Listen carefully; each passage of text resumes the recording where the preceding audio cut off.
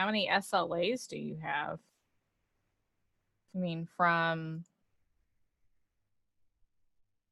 should be did for 3 weeks, right? 15? Okay, Corey, that's okay.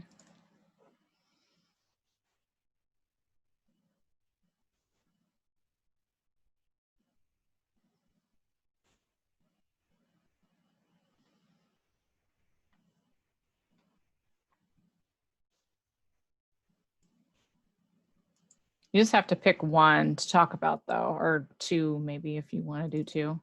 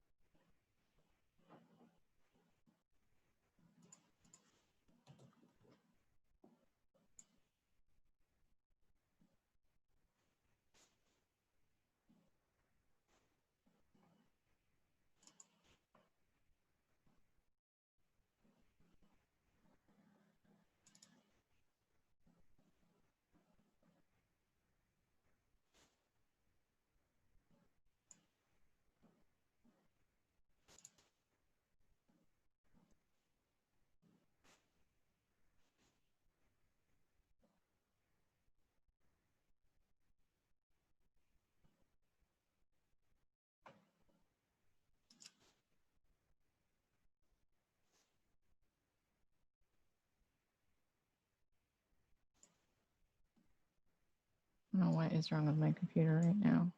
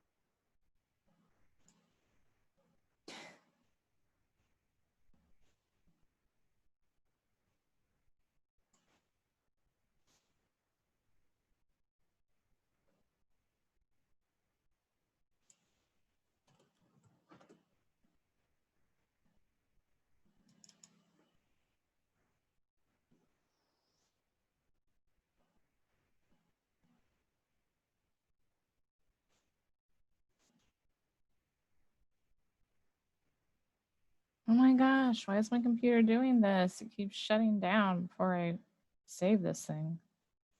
Ooh.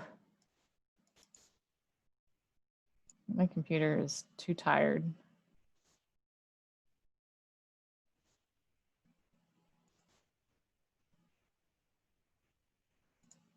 It's like this one specific one, it won't do.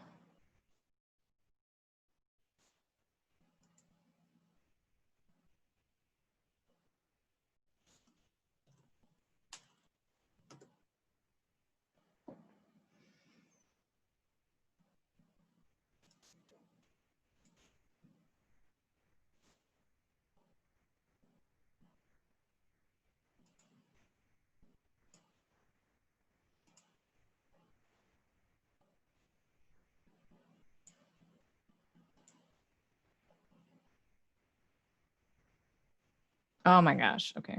Well, that'll have to be enough, hopefully, because it just absolutely will not do 7 and 8. No, it's okay, Lacey. You're good. My computer is also not very happy with its lot in life right now, so.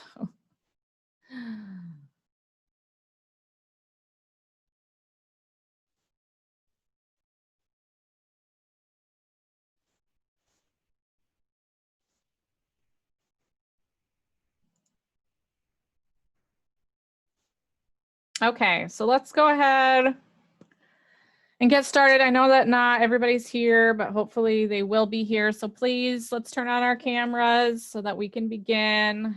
We've got a lot to get through today, and we've got a fun little assignment, or at least I think it's going to be fun. We'll see. It might. I always wanted to do this assignment. This is the first time we're going to try it. So you guys are my guinea pigs. So if you hate it, then I apologize. So just a reminder that your SLA essays are due Kahoot. No, it's not a Kahoot. I've done a Kahoot before. Your SLA essays are due tonight. I've already gotten several of them. They're due tonight by midnight. Please make sure that you turn them in on time so that you don't get a late penalty. Remember, they're just 300 words. I'm not looking for, you know, a novel here, not even a novella. How many do you have to do? You only have to cover one or two. I mean, I'm not asking you to cover each one. If you look at the question, it's very specific. Okay, Eric. So just read the question, answer it specifically, okay? Jasmine, Leah, Corey. Oh, Corey can't turn on his computer, but Jasmine and Leah, if you can, please do so. So we're talking about Elizabethan theater today, and if you remember, that's sort of what my dissertation is about. So if you have questions, let me know.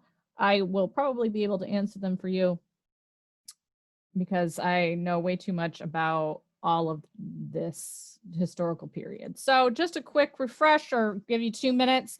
Do now to write in your journals, what do you recall from Shakespeare's work in London? So do now. I'm giving you 2 minutes to get started. You can finish it later, starting now.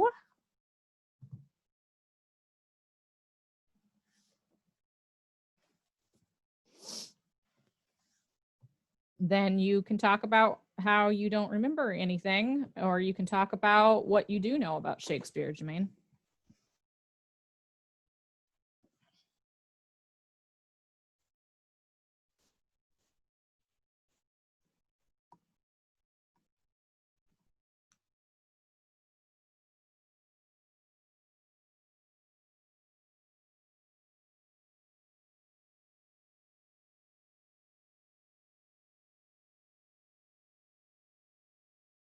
Put it in your journals, not the chat, friends.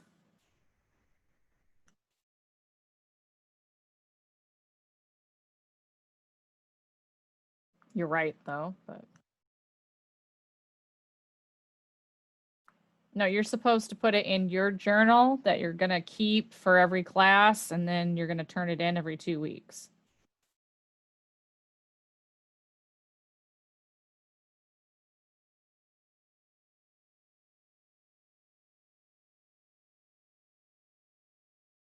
So you should have a running journal that you're keeping that you're going to turn in every 2 weeks.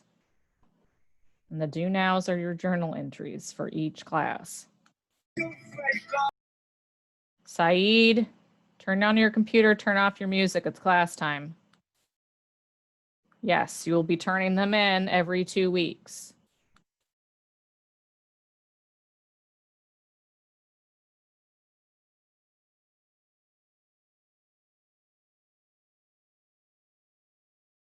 This is not new information. We've talked about it like 4 or 5 times so far.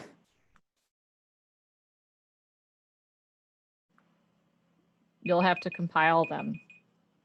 Guys, we talked about this. I told you need a running Word document that you would put your date on. go back to our first meeting together, like our first session. There was a conversation about how you're going to be turning in your journal entries every 2 weeks. You need to have a date. Then you put in the entry, and you just keep doing that in a Word doc or a Google Doc, or you can do it on paper, but you'll have to take a picture of it or scan it. Oh, Lord. The journals have been since we started content, so last week. I'm going to find when we introduced it.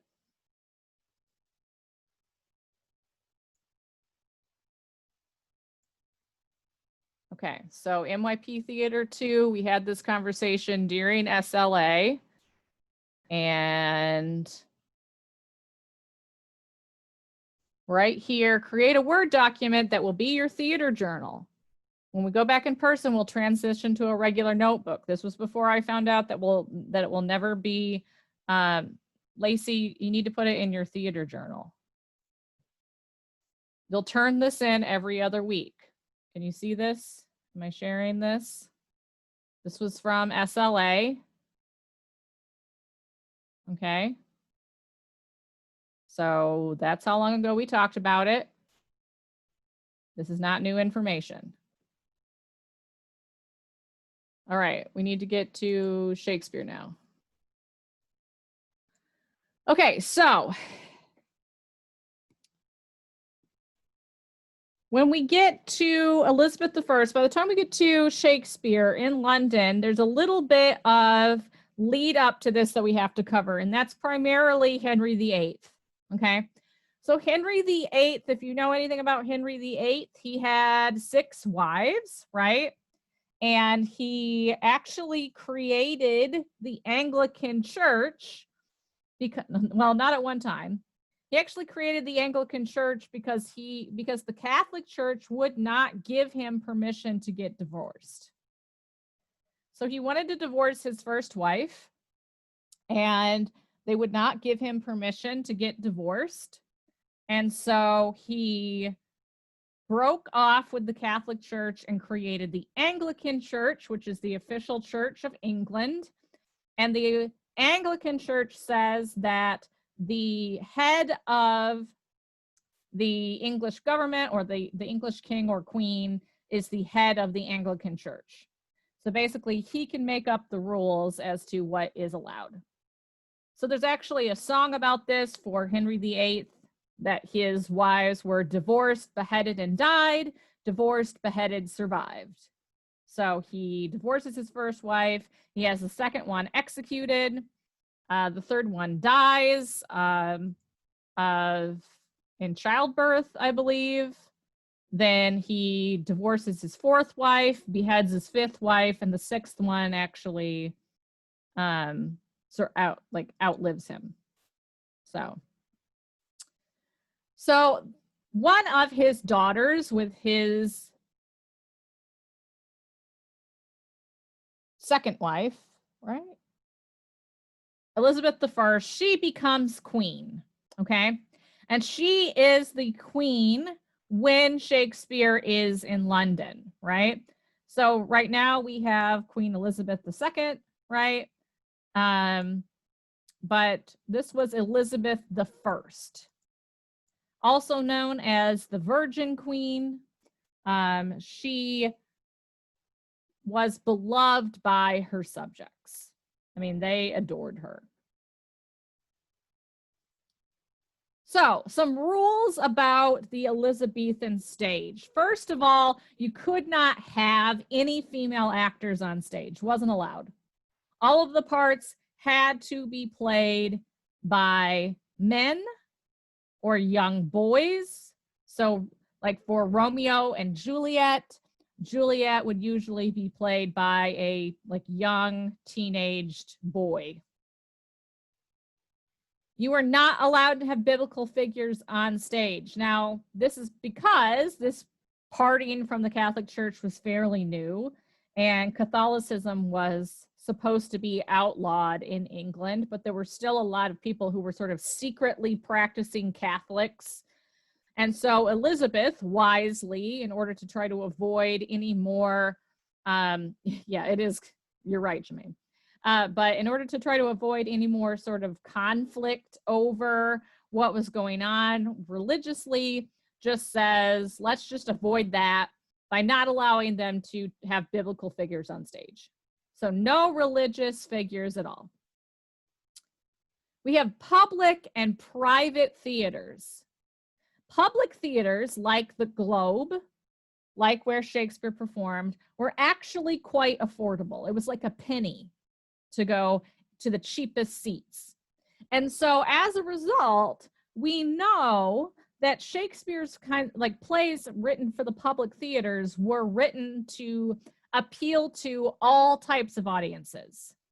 So this is sort of the first time in theater that we've discussed where we have people of all classes, or at least in theater for like over 1,000 years, people of all classes together watching the same play at the same time. So you have the people who are standing sort of in the courtyard. Those are the cheap seats because they're not even seats, right? You had to stand for the whole performance. Then you had seats on that level with them that were maybe a little bit more expensive. And then the second row was more expensive. And then the third row would be the most expensive. That's where like people of high class would sit. Okay. Now, private theaters, because if you know anything about England, you know that the weather isn't great during most of the year. So private theaters were very small, very exclusive, very expensive. So public theaters during the summertime, everybody can afford to go. Private theaters during the winter times, very, you had to be somebody of the upper class pretty much to get in. And we also have iambic pentameter, which was not actually a rule. You did not have to write in iambic pentameter. However, it was the most common poetic meter at the time. Benjamin, I can't really address that right now. We'll have to talk about it later. So it was not a rule, but it was the most common poetic meter. That's what Shakespeare wrote in, okay? Any questions about these rules?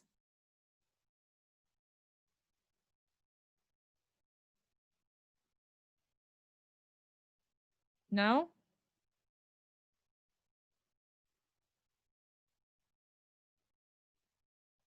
Looks like a few people are still writing, so I'm going to wait just a couple more minutes.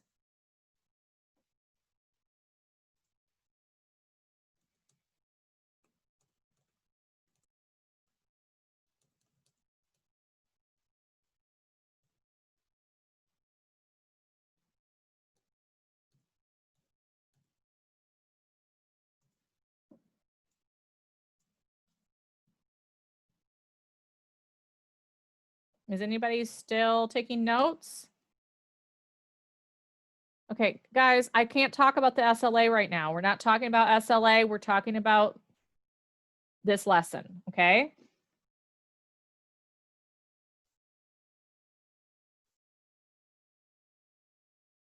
No? Okay, let's move on. So the first public theater was built by a man named James Burbage, and it was called Theater. That's what it was called, just the word theater. And he built it in 1576, okay? Basically, what happened was the theater was built, and after a little bit, Elizabeth was kind of pressured to ban theater from the city limits of London. Okay.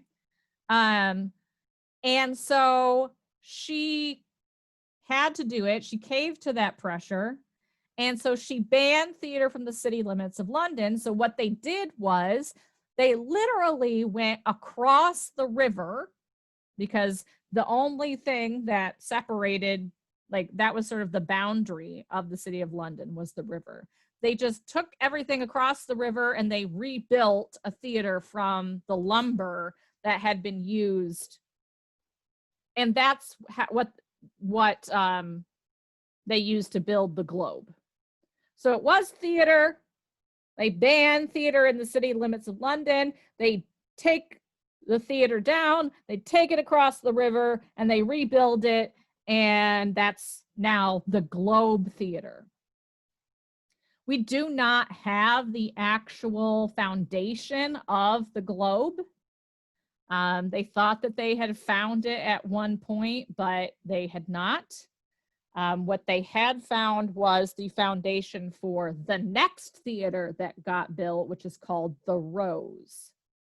So we're basically going off of writings about the Globe when we talk about like what it looked like. We don't actually have any archaeological evidence to support it.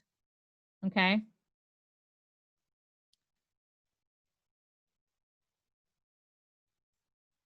So the Globe itself actually held over 3,000 people, or like I said, this is our guess, okay? And admission started at a penny, so it was very inexpensive to get in. One of the things that you need to know about the Globe is that during the plague, they closed it down. So much like the coronavirus, right? If you know anything about the bubonic plague, it occasionally sort of went through the city.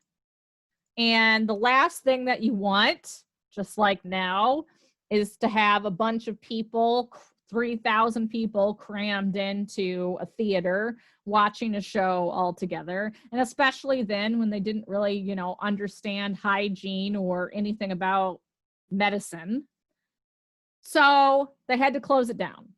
So it was often closed during the plague. In 1613, it actually burned down during a performance.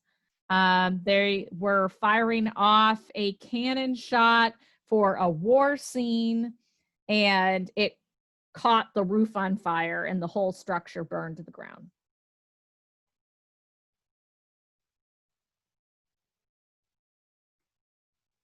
So that was the end of the Globe. Then they will rebuild a new public theater after that. But, yep, burned to the ground. This was a common problem, right? You know, you have a lot of people in a small area where the structures are made out of wood, and fires get out of hand pretty quickly.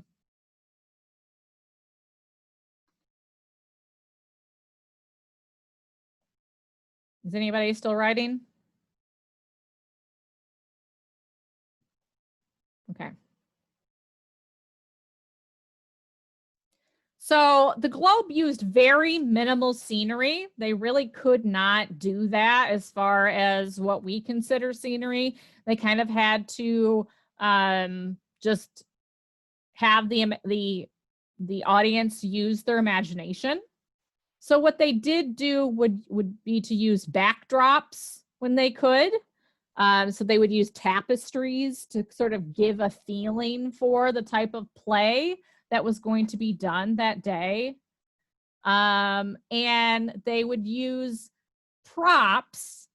And the anticipation was that the audience would be able to sort of fill in. There are a lot of people that are turning their cameras off, guys. You're supposed to have your cameras on. They would use props to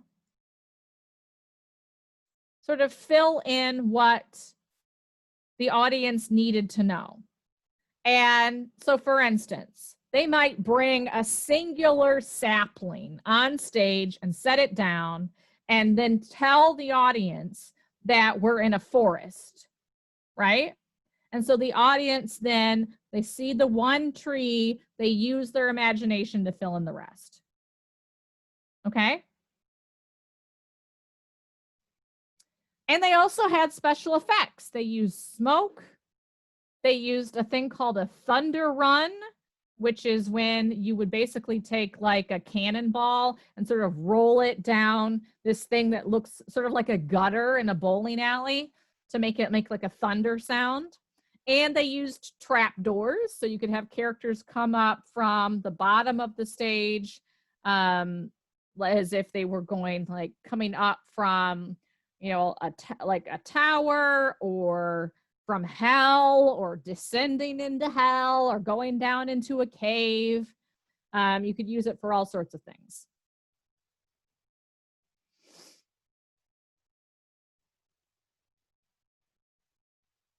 Can't tell if anybody's writing. Is anybody still writing? Okay. So types of theaters. Okay, there we go. Public theaters open in the summer, right? When the weather was good, we could use the public theaters, which were able to sit thousands of people. So obviously, that's really where the money came from, right? An example of this for Shakespeare was the Globe, and they were affordable. Like I said, even like a flower seller, a ditch digger could afford to go to the theater every now and then. Private theaters open during the winter when the weather was bad. They could sit just a small number of people. The private theater that Shakespeare worked at was called Blackfriars. And as a result, it was expensive, it was exclusive, it was for high society. So if you were, you know, somebody and you could afford to go to Blackfriars, that was like a high status symbol. And the other thing, of course, is that he would perform, Shakespeare would perform at court for Elizabeth or other high-ranking members of her court.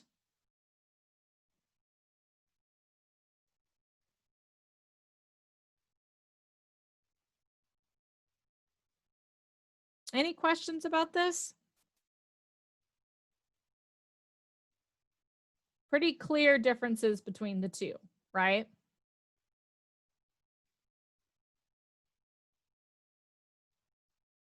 All right. So Shakespeare himself was actually born in the merchant class. So he wasn't really high society. He was not, his family wasn't poor by any stretch of the imagination, but he actually wasn't a member of the upper class, which we will talk about later. And he was born in a place called Stratford upon Avon in England. He was formally educated, which is also a way that we know that he was a member of, you know, a family of means, because they had to pay, right, to have their children educated. So he was educated. However, he left school early to apprentice as a butcher. So it's very possible that the family started to do not so well as he got older, because he did end up leaving school and taking an apprenticeship. He meets Anne Hathaway and ends up marrying her. And this is kind of scandalous because she was below his station. She was a farmer's daughter. She was 8 years older than him. And so there's some speculation, which is probably correct, that they had to get married because she was pregnant, right? So he marries Anne Hathaway. They have a daughter, Susanna. They have twins together, although their son, Hamnet, dies at, I think, the age 11. And they stay married, even though it doesn't sound like they really had the best relationship. And he also cheated on her a ton when he was in London. So he ends up leaving Stratford to go to London. And he has a pretty quick success, like, timeline. He gets to London and we start to see productions of his works only like 4 to 6 years after his arrival. So he got pretty lucky. He met up with sort of the right people at the right time, and made himself, you know, very dear to them very quickly.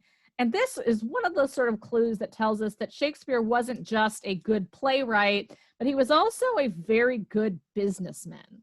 He knew a lot about, or figured out a lot about, how to ingratiate himself with people, how to appeal to them, how to, you know, get them to like him and want to keep him around. And so that's primarily what he does very well.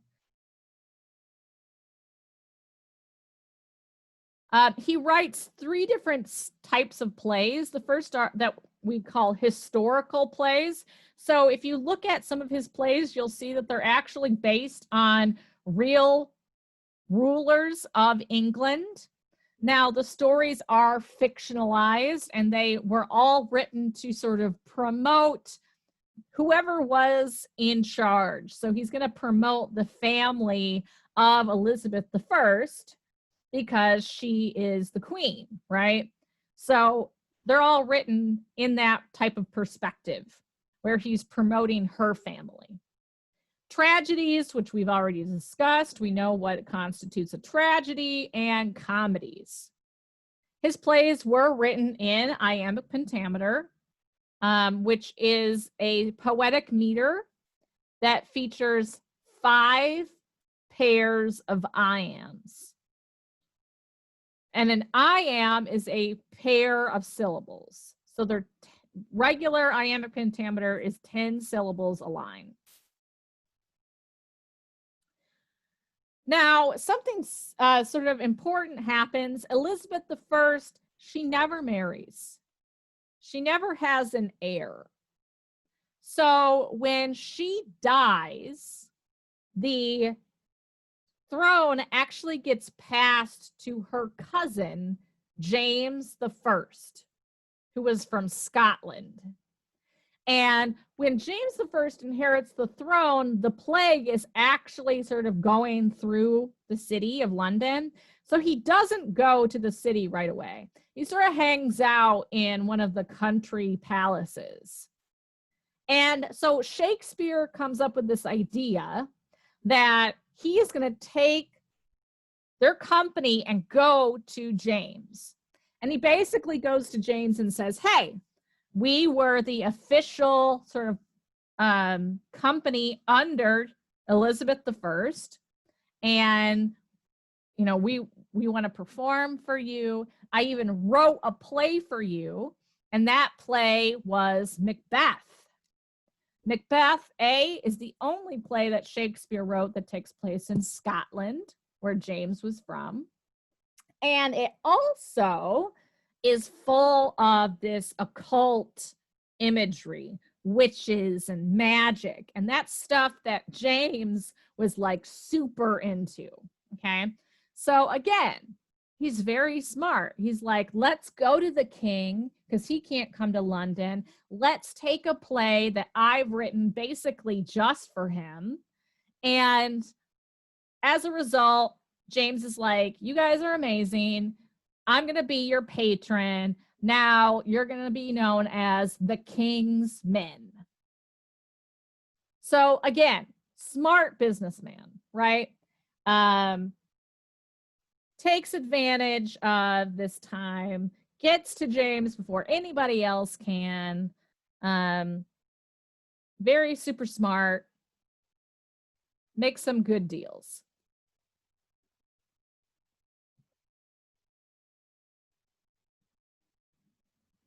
Anybody else? Anybody still writing? I wish I could see. Good? Okay. Now, we do need to talk about a couple of people because Shakespeare wasn't the only person writing at the time. We did have 2 individuals. The first is Christopher Marlowe, and the other is Ben Jonson. Christopher Marlowe, they were both contemporaries of Shakespeare. They all sort of wrote letters to each other. We have some of those letters. Jonson and Shakespeare didn't have like the best relationship, but some of it was, you know, just like friendly jabbing at each other. Christopher Marlowe actually was killed at a very young age, and there are some people who attest that had he not been killed, he would sort of be the playwright that we all talked about instead of Shakespeare, because the one play that we have of his, Faustus, is so exceptional. There's some indication that he was a spy for the British government. And so he died in technically a bar, like a tavern brawl. But there are a lot of people who speculate that that fight was actually set up so that somebody could get to Marlowe and assassinate him. So, like, he's the one who died. He got stabbed in this brawl, right? So there's this big fight, and that's the cover up for somebody to get into Marlowe and kill him, right? For being a spy. Jonson was sort of the playwright for the other big theatrical company in London. So while Shakespeare is writing for first the Lord Chamberlain's men under Elizabeth and then the King's men, Jonson is writing for the Lord Admiral's men. So he's also pretty successful. He's also very popular. They also do things for the court. And, you know, they have very similar setups pretty much. So despite the fact that they were rivals, we have, like I said, we have letters to each other. There, Shakespeare actually acted in one of Jonson's plays. Jonson was a little mad that Shakespeare ended up sort of being more popular than he was. But, you know, who wouldn't be, right? He was jealous. He was very jealous, and it was just, but he did pretty much just as well as Shakespeare did.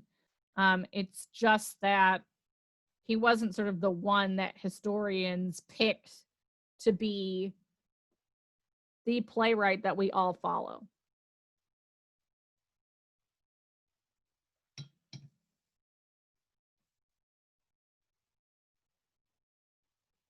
Okay.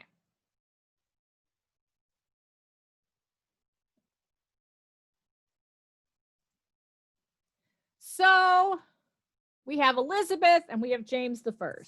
So Elizabeth, absolutely adored by her citizens, called the Virgin Queen. She did imprison James's mother, Mary, Queen of Scots. So, like, may have been some tension there. But part of the reason why she was so beloved was that she, and with the assistance of some very, very bad weather, was able to defeat this like incredible Spanish Navy. And that's what really like drove her citizens to be like, wow, like our queen's amazing. She's like super powerful. You know, they all, of course, believe that like God chose, you know, the royalty for a reason. So everybody was very like down for Elizabeth I. They loved her. On the other hand, you had James, who was Scottish, so he's not from England. He comes to power during a plague.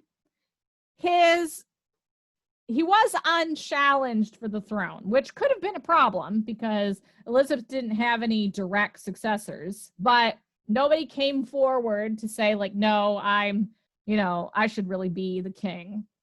But it was kind of like a tentative acceptance, you know, like, okay, like, let's see what this guy can do. And he just happened to sort of come to power in this time for England where things weren't really going great, right? You know, he kind of inherited like an economic downfall. And then, like I said, it was Shakespeare's troupe was Lord Chamberlain's men under Elizabeth, under James. They get the name of the King's Men. So he uses Shakespeare to kind of bolster people's opinion of him, right? He's like, hey, I still have the same troupe. You know, I have Elizabeth's blessing. You should, you know, support me like you supported her.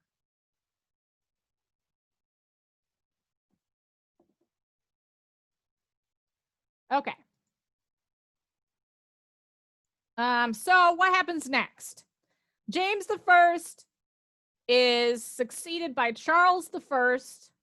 During the English Civil War, Oliver Cromwell's army defeats Charles I. They kill him, and Charles's son, Charles II, and basically all of high society, they run away to France. They get out of Dodge, right? Who can blame them? So when we pick up next, we're going to pick up in France, where basically Charles II and all of English high society are hiding out, waiting for Charles II to get a little older, waiting to amass an army so that they can go back and take back their government, right?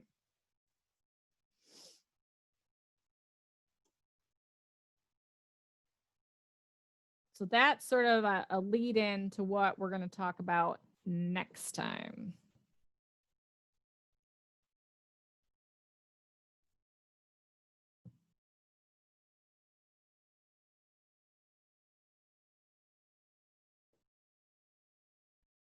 And a reminder, these PowerPoints are posted for you on Schoology under the dates, okay?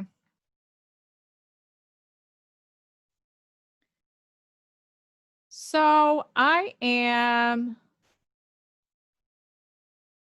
going to skip this right now. We're going to work on a group project.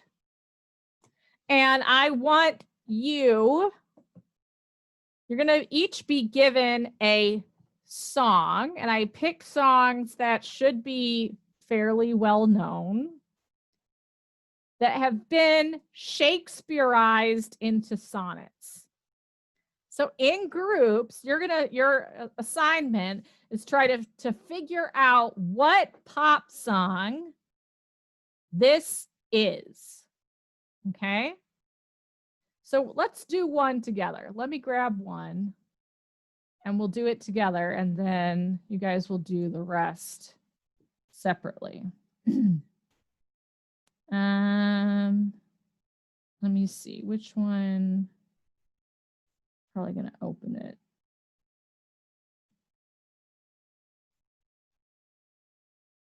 Okay. Yeah, let's do this one. Okay. So here's the sonnet. Can you see the sonnet? Yes. Can you read it? Do I need to zoom in?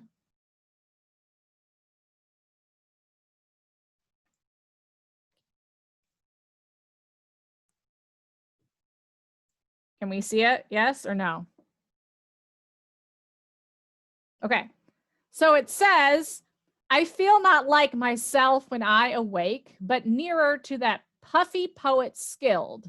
To clean my teeth, I happily partake in Mr. Daniel's whiskey well distilled.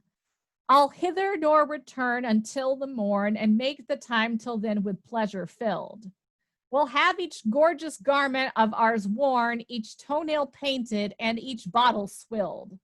So minstrel, play your songs with volume great, and keep no joyous song from us withheld. Will not our careful merriment abate, till constables hear from us here expelled. Although the ticking clock can ne'er be ceased, we'll have our party from its power released. So Manha says TikTok in all caps. All right, Emma's got the, right? Okay, so wake up in the morning feeling like P. Diddy. I feel not like myself when I awake, but nearer to that puffy poet skilled, right? I leave, brush my teeth with a bottle of Jack. To clean my teeth, I happily partake in Mr. Daniel's whiskey well distilled, right? When I leave for the night, I ain't coming back. I'll hither not return until the morn. Okay. All right. So there's our sonnet versus the song. You get the idea? Okay, so I'm going to divide you into groups. Okay. And I will assign you a song that has been Shakespeareized. All right. And your task is to figure out what song you have. once you know, tell me. And then when everybody's got it figured out, or when it's been, when we're running out of time, I will pull you back into a group altogether. Okay. Okay. So let's go. Let me stop my share. We'll go into breakout rooms and then I'll give you your sonnet in your rooms. Okay. So how many we've got? Do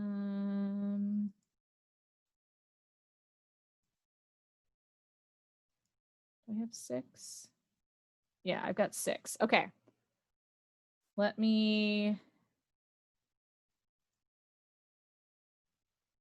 Yeah, that'll work. All right, so I will be in to give you your sonnets momentarily. Have fun.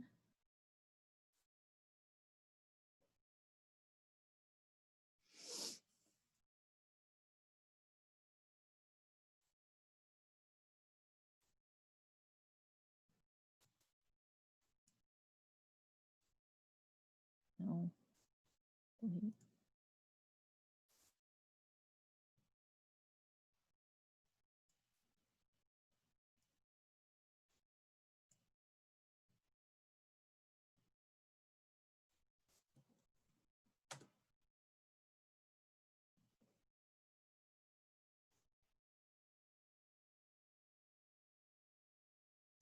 Okay.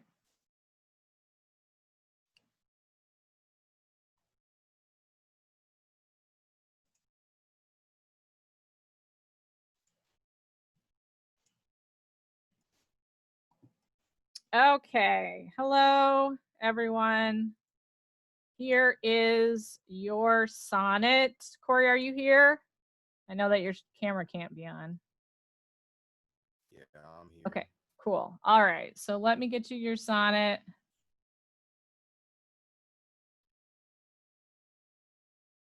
As soon as I can find it. Okay. I'm gonna work backwards and give you, wait, I'm gonna give you this one.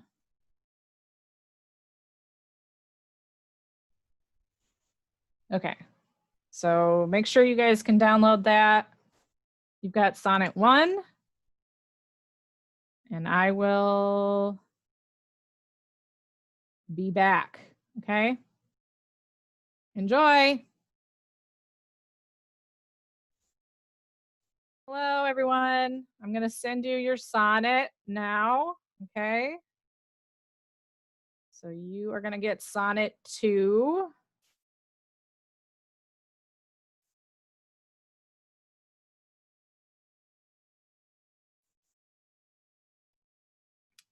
And make sure you can open that and you will be good to go.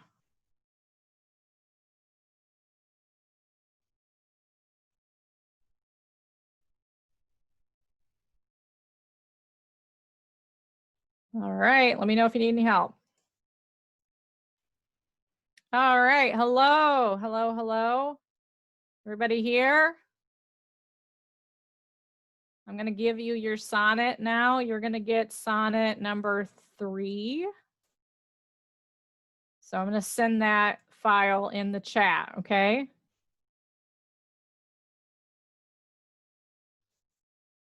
So make sure that you can get that. Is anybody here? Hello? Hi. Okay, so make sure you can get that and you can get to work, okay? Okay. All right. Okay, hello. You guys are going to get Sonnet 4, and I'm going to put the file in the chat for you.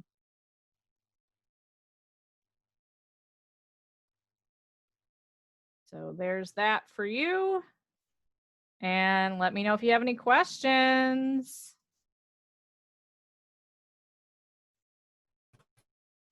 Hello. Okay, you guys have Sonnet 5. So I'm going to put that in the chat for you. And there you go. And just let me know if you need me for anything.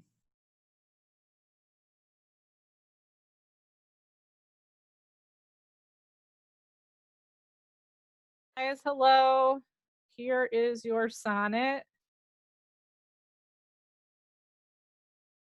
Let me just pull it up here for you. There you go. And you are all set to get started. Let me know if you have any questions.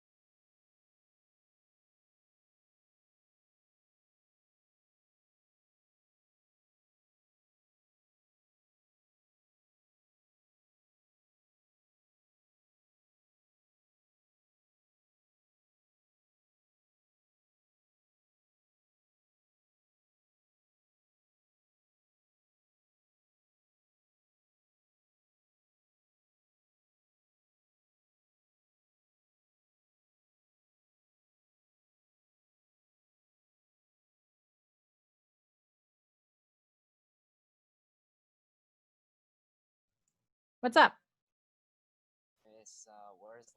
We can't see the thing. I'm sorry? We can't see the file, the sonnet. Oh, you didn't download it? I did download it, but it says like it can't show up in this form or something. It says it looks like we don't support this file format. Okay. Shoot, let me see. You had one, right? Yeah.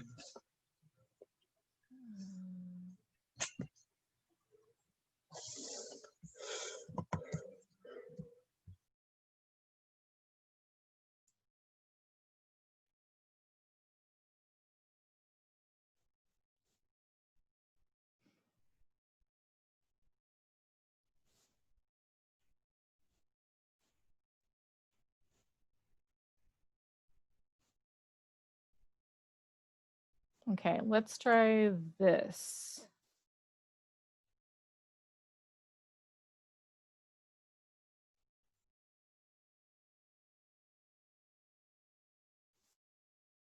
Try that one. It's a JPEG. Does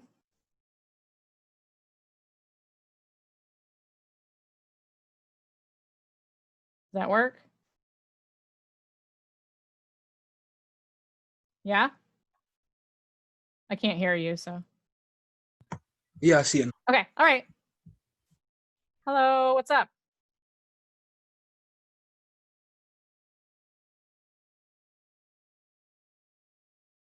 Hello? You asked for help? Yeah, you didn't send in the link to The file? You didn't open the Yeah. oh, you didn't open the file? Okay, I'll send it again. Yeah, you gotta click on it in the chat. Is it Yeah, gone you now? didn't send it. Oh, I thought pretty sure I did, but okay. You guys are 3.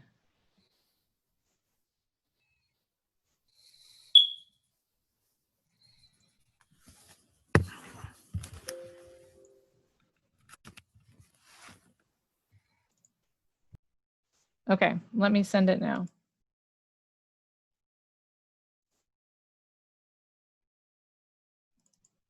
Okay, see if you can download that.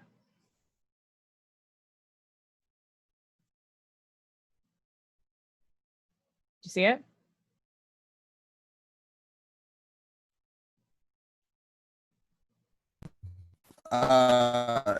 It's in the chat.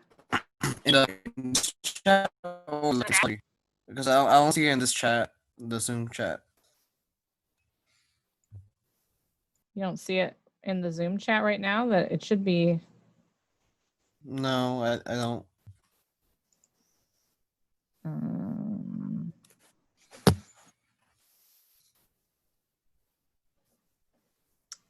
don't know how else to send it, actually.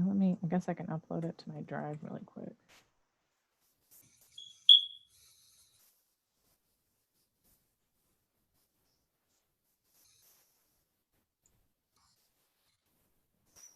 Can any of the rest of you see it in the chat? Jaden, Sundus, Carolyn, are they here? Sundance was here. I don't know if she's still here. Okay.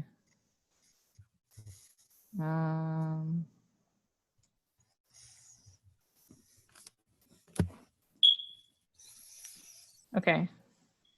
Here's the link. Try this. Janitor's here. See if this will work. Can you see that? Oh, yep, we see now. Okay.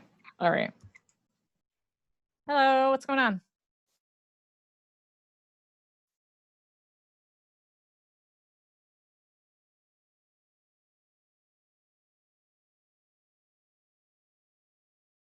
You can't see it or what? Like what's not working?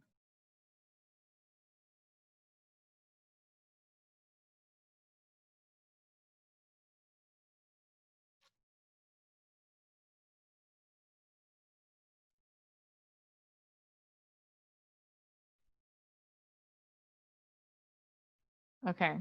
Can you guys see it or no?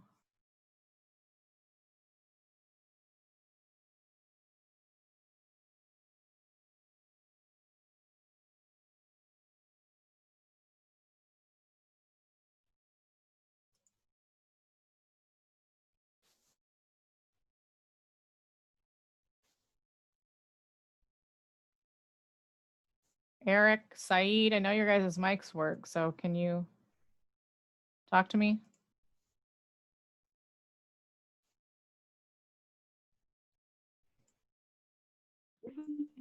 Wait, so what you supposed to? I know I'm Scooby, but where? Okay, just a second.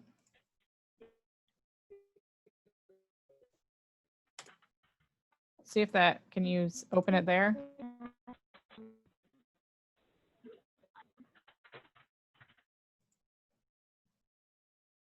In the Google Drive? Okay. All right. I'll have to put them all in Google Drive. All right.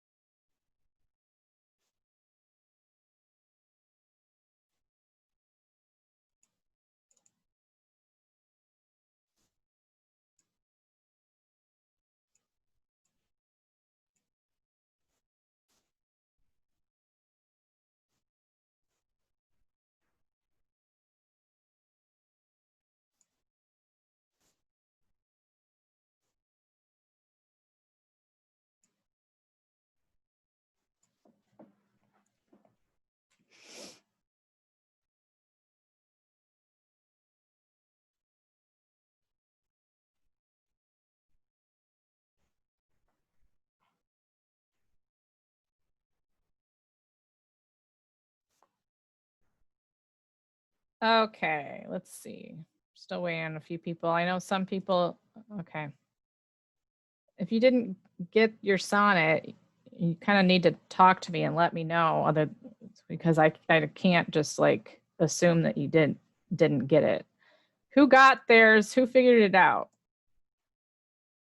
Who figured out what their sonnet was, or what their song was?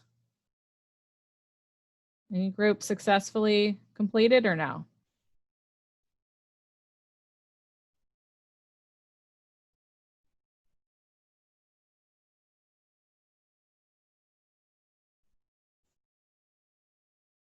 Yeah, I know. There were several groups who had issues with the file, but you kind of got to like raise your hand and let me know what's going on, because if I don't hear from you, I put the file in the chat, so I thought that everybody had it, right? Okay. Was anybody able to get theirs and actually figure out the song? No? Manha, yes. All right. Tell me which sonnet you had, and I'll put it up, and then I'll show them which one it was.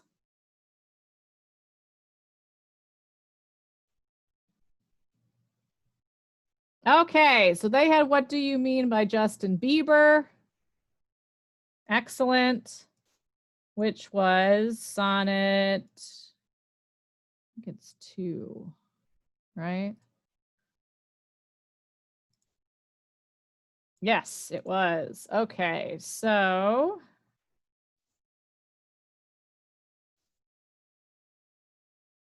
this was their sonnet, and they were able to figure out that it was What Do You Mean by Justin Bieber. It is unclear.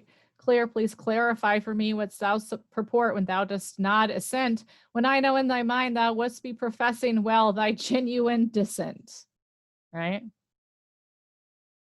Okay, so next time I know that I need to make them Google links, because they apparently, but yeah, just so you guys know, when we're trying to do stuff like this, if you're not able to open the link or something, I need you to speak up, because I don't know that there's a problem unless you tell me, okay? And I had several groups raise their hand and let me know, but if you're just sitting there waiting for me to fix it, I don't know that it's a problem unless you actually speak to me, okay?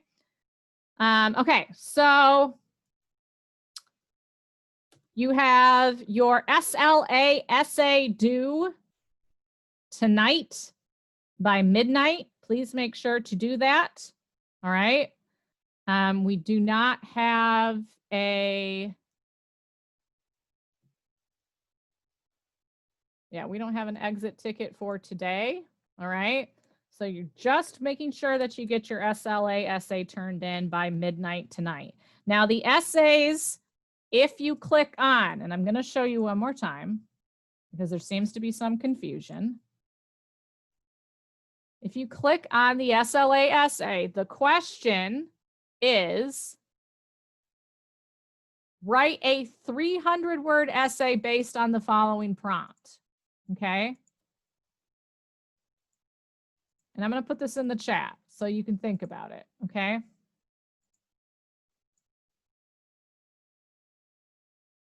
You're going to have, I don't have time to go through journal entries. You're going to have to go through the PowerPoints and look for the do nows or listen to the videos. Okay. Write a 300-word essay based on the following prompt. Reflect on the lessons we discussed during SLA. What, if any, of those lessons can you apply to theater? Some hints on topics to consider: mindfulness, physical fitness, emotional wellness. Okay, so that's your SLA essay. All you have to do is reflect on what we talked about and try to figure out how you can apply that, if you can apply that to theater. And I gave you some hints of some easy topics to consider. Okay. For the journal entries, you're going to have to go back through the PowerPoints and look for the do nows or listen to the videos, but they should be in each PowerPoint listed as your do nows. Okay. Questions really quick, because it is 10:50. Actually, it's 10:51 now. If you do not have a question, you are dismissed. If you do have a question, speak up, put it in the chat, or you can come to my office hour today from 3 to 4.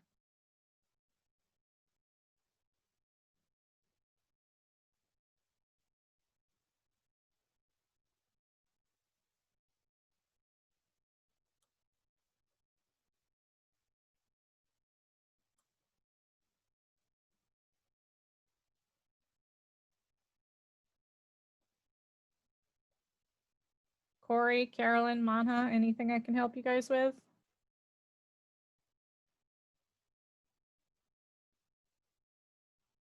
Okay.